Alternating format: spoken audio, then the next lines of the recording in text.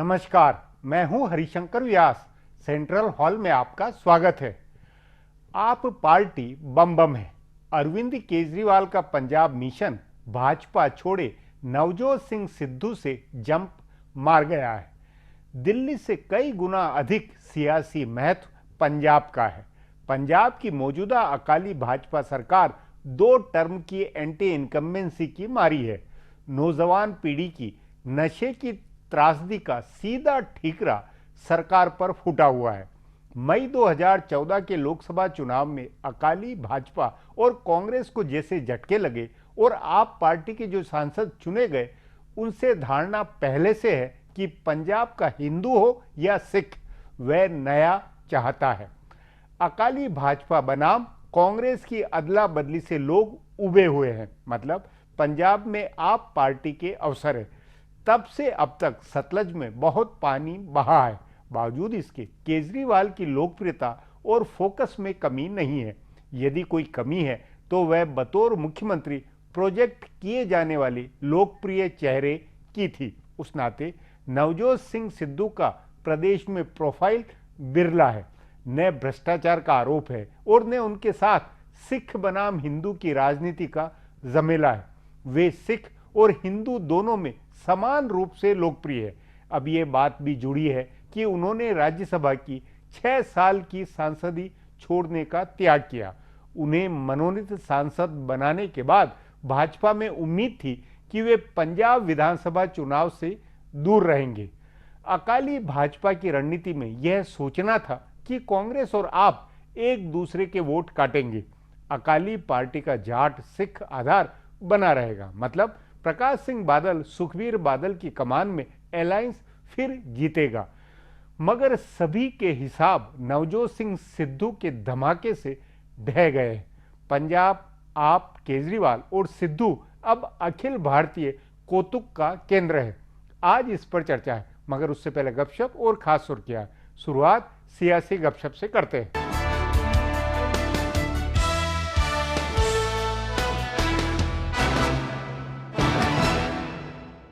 उत्तर प्रदेश में भारतीय जनता पार्टी क्या बिहार वाली रणनीति अपनाने जा रही है? क्या पार्टी मुख्यमंत्री के तौर पर कोई चेहरा पेश नहीं करेगी? भाजपा के जानकार सूत्रों का कहना है कि सीएम के दावेदार को लेकर किसी चेहरे पर सहमति नहीं बन रही है। आरएसएस की कानपुर में हुई बैठक और उसके बाद प्रधानमंत्री की गोरखपुर रैली के बाद कहा जा रहा था कि योगी आदित्यनाथ का नाम घोषित होगा। साधु संतों ने प्रधानमंत्री की यात्रा के दौरान योगी को कमान देने की मांग की, लेकिन अचानक उन्होंने कहा कि वो योगी हैं और योगी ही रहेंगे, उन्हें कोई पद नहीं चाहिए। कहा जा रहा है कि पार्टी आलाकमान के कहने पर उन्होंने ये बयान दिया है। इसी तरह वरुण गांधी को भी मुख्यमंत्री पद की रेस से अलग किया जाएगा। उसके बाद ज्यादा संभावना इस बात की है कि पार्टी बिना किसी चेहरे के चुनाव लड़ेगी, बिना सीएम प्रोजेक्ट किए चुनाव लड़ने की बात कह रहे नेताओं का कहना है कि इस समय प्रदेश में एक तरफ दलित बनाम ओबीसी का झगड़ा है, तो दूसरी ओर दलित बनाम सवर्ण का विवाद है। ऐसे में अगर भाजपा को दोनों वोट मिल सकते हैं, लेकिन कोई सवर्ण दावेदार बनाया तो अति पिछड़े बितकेंगे, और किसी अति पिछड़े चेहरे को प्रोजेक्ट किया तो सवर्ण मतदाता नाराज होंगे। उनके कांग्रेस की तरफ चले जाने का अंदेशा जाहिर किया जा रहा है, इसलिए भाजपा आलाकमान दुविधा में है।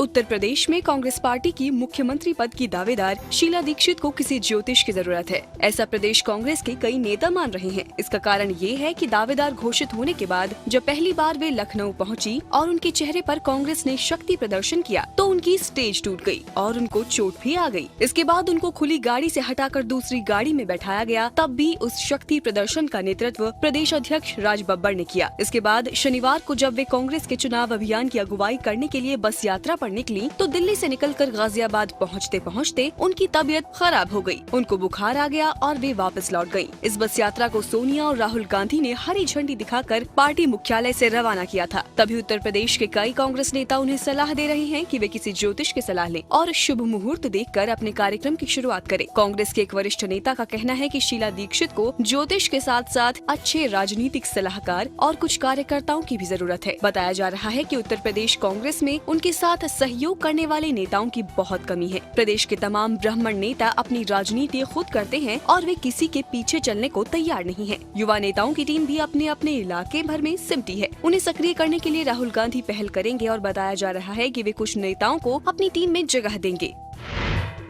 कांग्रेस उपाध्यक्ष राहुल गांधी अपनी टीम बना रहे हैं, जिसकी घोषणा अगस्त में होने की संभावना है। कहा जा रहा है कि संसद सत्र के बाद राहुल को अध्यक्ष बनाने का ऐलान होगा और उनके साथ उनकी टीम की भी घोषणा होगी। इस सिलसिले में राहुल गांधी ने हर प्रदेश में अपने करीबी नेताओं के साथ बात की है। उन्होंने अलग अलग प्रदेशों के बाकी नेताओं से भी संपर्क करने और उनकी राय लेने का फैसला किया है। इस सिलसिले में उन्होंने कई राज्यों के पार्टी नेताओं से मुलाकात की है। कहा जा रहा है कि जिस तरह से नरेंद्र मोदी की सरकार में फेरबदल पर उत्तर प्रदेश के चुनाव की छाया रही, उसी तरह राहुल की टीम पर भी यूपी चुनाव का असर दिखेगा। वो उत्तर प्रदेश से कुछ नेताओं को राष्ट्रीय संगठन में लेंगे। मुख्यमंत्री पद का दावेदार या प्रदेश अध्यक्ष नहीं बनाए जाने से नाराज जितेंद्र प्रसाद को राष्ट्रीय कमेटी में लिए जाने की संभावना है। इसी तरह एक पूर्व केंद्रीय मंत्री आरपीएन सिंह को कांग्रेस मीडिया विभाग का प्रमुख बनाने की चर्चा थी, लेकिन अब कहा जा रहा है कि उनको उत्तर प्रदेश के मीडिया विभाग का प्रभारी बनाया जाएगा। पार्टी के दलित नेता पीएल पुनिया का राष्ट्रीय एससी आयोग के अध्यक्ष का कार्यकाल खत्म होने वाला है, तो उनको भी पार्टी की राष्ट्रीय टीम में महत्वपूर्ण जिम्मेदारी दिए जाने की चर्चा है। दो पूर्व केंद्रीय मंत्रियों सलमान खुर्शीद और आदित्य जैन को भी राष्ट्रीय टीम में पद मिल सकता है।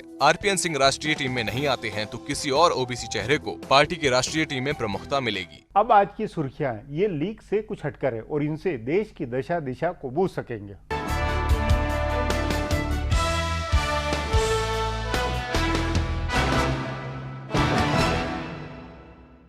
राज्यसभा से इस्तीफा देकर भाजपा को बड़ा झटका देने के बाद नवजोत सिंह सिद्धू ने आज नए आरोप लगाए हैं। इस्तीफे के बाद पहली बार मीडिया से रूबरू होते हुए सिद्धू ने कहा कि भाजपा ने उनके सामने शर्त रखी थी कि उनको पंजाब से दूर रहना होगा, इसलिए उन्होंने राज्यसभा से इस्तीफा दिया। हालांकि सिद्धू ने भाजपा छोड़ने या आम आदमी पार्टी में शामिल होने के बारे में कुछ नहीं कहा, लेकिन भाजपा नेतृत्व पर निशाना साधते हुए कहा कि उनके लिए पंजाब का हित सबसे ऊपर है, इसलिए वे कभी भी पंजाब नहीं छोड़ेंगे। सिद्धू ने कहा कि 2014 में भी उनको कहा गया था कि वे अमृतसर की बजाय कुरुक्षेत्र या पश्चिमी दिल्ली से चुनाव लड़ें, लेकिन उन्होंने अपनी जड़ों को नहीं छोड़ने का फैसला किया। परोक्ष रूप से अरुण जेटली पर निशाना साधते हुए सिद्धू ने कहा कि जब मोदी की आंधी आई तो विरोधियों के साथ साथ उन्हें भी डुबो दिया गया। गौरतलब है कि उनकी अमृतसर सीट से जेटली ने चुनाव लड़ा था। सिद्धू ने कहा कि अमृतसर ने उन्हें और उनके परिवार को 4 बार जीत दिलाई है, इसलिए वे इसे छोड़कर कहीं नहीं जाने वाले हैं। उन्होंने कहा कि बिना किसी कसूर के उनके साथ 3-4 बार अन्याय किया गया है।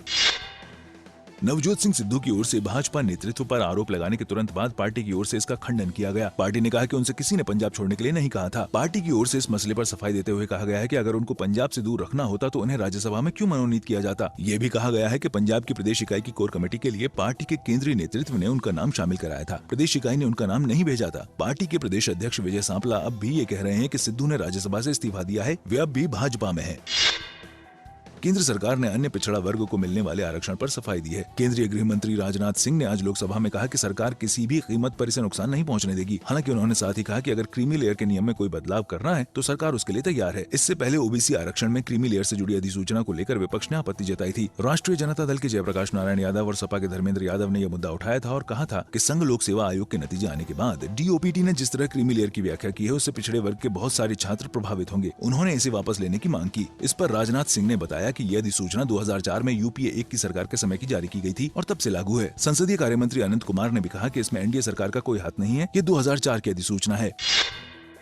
आम आदमी पार्टी के सांसद भगवंत मान से जुड़े विवादों की जांच होगी और जब तक जांच चलेगी तब तक उनको संसद आने से रोक दिया गया है। मान ने संसद भवन की सुरक्षा व्यवस्था की वीडियोग्राफी की थी और उसे फेसबुक पर अपलोड कर दिया था। कई सांसदों ने इसकी शिकायत की थी। लोकसभा स्पीकर सुमित्रा महाजन ने इन शिकायतों का संज्ञान लेते हुए इसकी जांच के लिए 9 सदस्यों की एक कमेटी बनाई है। ये कमेटी 3 अगस्त तक अपनी रिपोर्ट देगी। भारतीय जनता पार्टी के किरीट सोमैया को इस कमेटी का अध्यक्ष बनाया गया है। कांग्रेस, शिवसेना, बीजू जनता दल, तृणमूल कांग्रेस आदि पार्टियों के सांसदों को इसमें सदस्य बनाया गया है। कुछ सांसदों ने मान के ऊपर ये आरोप भी लगाया है कि वे शराब पीकर सदन में आते हैं। बहरहाल आम आदमी पार्टी ने उन पर कार्रवाई का विरोध किया है। विदेश मंत्री सुषमा स्वराज के बाद कांग्रेस पार्टी ने भी पाकिस्तान के प्रधानमंत्री नवाज शरीफ को नसीहत दी है। कांग्रेस के वरिष्ठ नेता और उत्तर प्रदेश के प्रभारी महासचिव गुलाम नबी आजाद ने कहा कि पाकिस्तान कश्मीर का ख्वाब देखना बंद कर दे। कांग्रेस की ओर से उत्तर प्रदेश में शुरू की गई बस यात्रा के साथ शाहजहांपुर पहुंचे आजाद ने नवाज शरीफ से कहा कि उनके पास मुल्क के नाम पर जो कुछ बचा है उसी की रक्षा करें। आजाद ने कहा कि पाकिस्तान के हुक्मरानों ने कश्मीर को हासिल करने की कोशिश में अपने मुल्क के 2 टुकड़े करा लिए, लेकिन भारत की 1 इंच भी जमीन नहीं ले पाए। इसलिए नवाज शरीफ को भी कश्मीर का सपना देखना बंद कर देना चाहिए। फिलहाल अब एक ब्रेक है, फिर खुलासा होगा।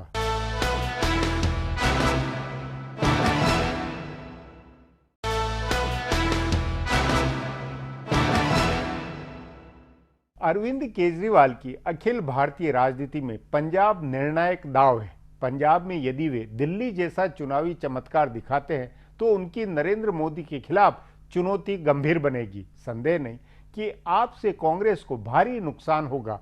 सो पंजाब की बिसात उत्तर प्रदेश जितनी ही गंभीर बन गई है। इस पर आगे चर्चा करें, उससे पहले देखें मेरा ये खुलासा।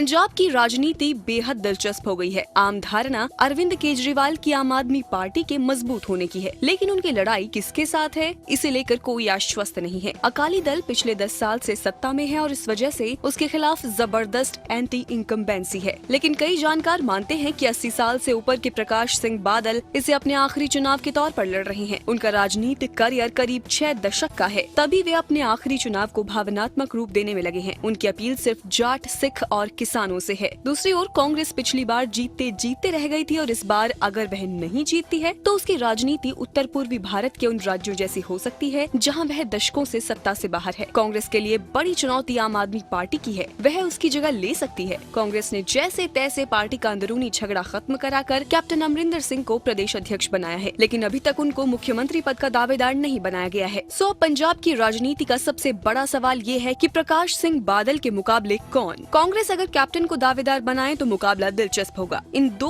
चिर प्रतिद्वंदी पार्टियों के अलावा सबकी नजर आपके दावेदार पर है। नवजोत सिंह सिद्धू ने राज्यसभा की सदस्यता देकर इन चर्चाओं को हवा दी है कि आपकी ओर से मुख्यमंत्री पद का दावेदार बनाया जा सकता है। अगर वे मुख्यमंत्री पद के दावेदार नहीं बनते हैं तब भी इस बात की चर्चा है कि वे आपकी ओर से प्रचार का मुख्य चेहरा होंगे और उनकी पत्नी इस बार भाजपा के बजाय आपकी टिकट से चुनाव लड़ेंगी। अगर ऐसा होता है तो तीनों पार्टियों की ओर से जाट सिख चेहरे प्रोजेक्ट होंगे। फिर चुनाव का सारा दारोमदार हिंदू, प्रवासी और दलित वोटों पर होगा। आम आदमी पार्टी की प्रवासी मतदाताओं में अच्छी छवि है। दिल्ली में वह उसी वोट से चुनाव जीती है। दलित उत्पीड़न की घटनाओं से जैसे भाजपा बैकफुट पर आई है, उससे अकाली दल की संभावना कमजोर होती है। इस वोट पर कांग्रेस और आप दोनों की नजर है। वोटों के जातीय गणित के अलावा पंजाब के चुनाव में एक अहम पहलू नई राजनीति का है। जैसे दिल्ली में लोगों ने नई राजनीति के नारे पर कांग्रेस और भाजपा दोनों को ठुकराकर आपको चुना, उसी तरह पंजाब में भी आपका प्रचार नई राजनीति करने का है। वहाँ भी लोग दशकों से दो पार्टियों का राज देख रहे हैं। उन्हें लग रहा है कि नई पार्टी और नए नेताओं के आने से कुछ बदलेगा। आपने नशीले पदार्थों के कारोबार, किसानों की बदहाली और दलितों के उत्पीड़न को बड़ा मुद्दा बनाया है। केजरीवाल ने कई बार कहा कि सरकार आने के बाद वे बादल परिवार के लोगों को जेल में डालेंगे। केजरीवाल के लिए पंजाब बेहद अहम है। वह एक पूर्ण राज्य है और वहाँ की जीत अगले साल के अंत में होने वाले 2 राज्यों हिमाचल प्रदेश और गुजरात के चुनाव में आपके लिए संजीवनी का काम करेगी। इसलिए वे पंजाब में जी तोड़ मेहनत कर रहे हैं। उनकी सक्रियता ने कांग्रेस और भाजपा को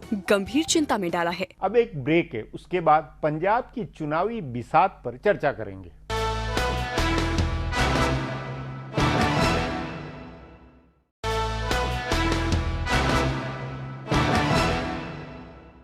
उत्तर प्रदेश के आगामी विधानसभा चुनाव में जैसे भाजपा की प्रतिष्ठा दांव पर है, जैसे यूपी के नतीजों से भाजपा की आगे की दिशा तय होगी, वैसे पंजाब के नतीजों से आप और अरविंद केजरीवाल की राजनीति का भविष्य तय होगा। तभी अरविंद केजरीवाल और नवजोत सिंह सिद्धू की केमिस्ट्री बहुत अहम है। इस पर चर्चा के लिए आज मेरे साथ वरिष्ठ पत्रकार संजीव श्रीवास्तव है।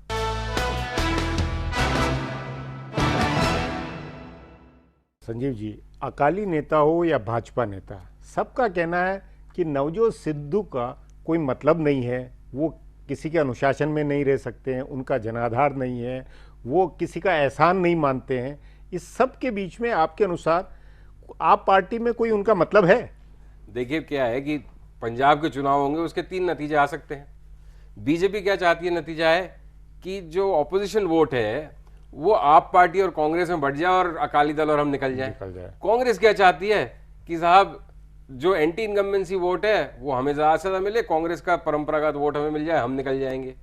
आप क्या चाहती है कि दिल्ली की पुनरावृत्ति हो जाए, कि कांग्रेस पार्टी खत्म हो जाए या निपट जाए और हम अकालियों के सामने खड़े नजर आए और जनता हमें वोट दे कीजिए। अब तीनों में से कुछ भी हो सकता है, हकीकत की बात है। चुनावों में हमें और आपको, मतलब मुझे तो इतना आइडिया नहीं है, लेकिन जो बात लोग नहीं समझ रहे हैं कि केजरीवाल या आप पार्टी फिनोमिनन है क्या।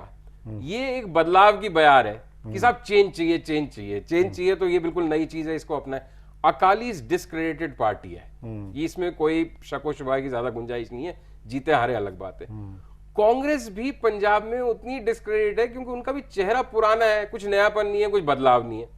तो जो पंजाब के संदर्भ में केजरीवाल रेलेवेंट नहीं है, केजरीवाल तो निपट चुका वहां पे अपनी इस तरह की जो उन्होंने बातें कभी, जिसकी वजह से आपको वहां पे जाना पड़ रहा है, गोल्डन टेम्पल मत्था टेकना पड़ रहा है, प्रायश्चित करना पड़ रहा है, और वो पंजाब का चेहरा नहीं हो सकते। लेकिन सिद्धू जो है, अब वो सच में है कि नहीं, लेकिन उसमें वो पोटेंशियल है कि पंजाब का वो सिद्धू नहीं, वो पंजाब का केजरीवाल बने। ही इज आप पार्टी इन पंजाब, और बाकी उसके इर्द गिर्द हैं फुल्का, मान, ये सब जो यहाँ पे आशुतोष, खेतान, मनीष सिसोदिया, तो वो अगर बन गया तो तीसरा विकल्प बन जाएगा, आपकी आंधी आ जाएगी। मतलब ये कि जो पंजाब में अकाली और कांग्रेस से उबे हुए लोग हैं, उन सब के लिए नएपन का प्रतीक सिद्धू बन सकते या है? उनसे उबे हुए लोगों की बात नहीं है सिर्फ, जो पंजाब में रियल चेंज चाहते हैं। क्योंकि पंजाब में राजनीति समझने वाले बहुत लोग कहते हैं कि भाई बादल और अमरिंदर एक ही सिक्के के दो पहलू हैं। हो सकता है एक किसी को किसी वजह से ज्यादा पसंद हो, एक किसी को किसी वजह से कम पसंद हो, लेकिन वहां पे जयललिता और करुणानिधि जैसे नहीं है, ना मायावती मुलायम जैसे है। वहां पे एक अंडरस्टैंडिंग है, ठीक ठाक एक कोऑपरेटिव फेडरलिज्म है पंजाब की पॉलिटिक्स में। तो रियल चेंज अगर चाहिए तो आप वो वादा कर रही है, अब वो कितना जनता है गले उतर रहा है, कितना जनता वो चाह रही है, ये तो सब अभी बहुत कहना मुश्किल है। लेकिन बट रियल चेंज का कैटलिस्ट नवजोत सिंह सिद्धू बनने का पोटेंशियल रखता है। नहीं, लेकिन आपने ये जो कहा है कि वो खुद अपने पंजाब के संदर्भ में वो खुद केजरीवाल है,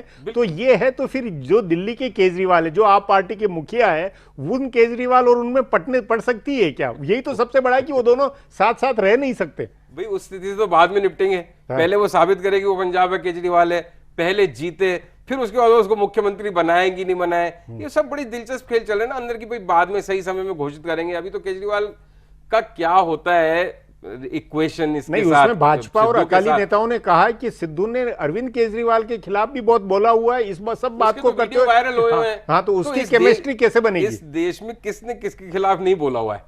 पॉलिटिक्स में जिसने भी थोड़े साल निकाल लिए, वो हर बार हम कहते ही रहते हैं कि साहब ऐसे बोलो मत, ऐसे कहो मत कि मिले तो शर्मिंदा ना हो। लेकिन दरअसल राजनीति में तो सब एक दूसरे के साथ इतनी उखाड़ पछाड़ कर चुके हैं भारतीय संदर्भ में, फिर भी मिल जाते हैं कि पॉलिटिक्स में for strange bed fellows. So that वो कोई प्रॉब्लम नहीं है, पर आपके बीती ताई बिसार दे। हाँ।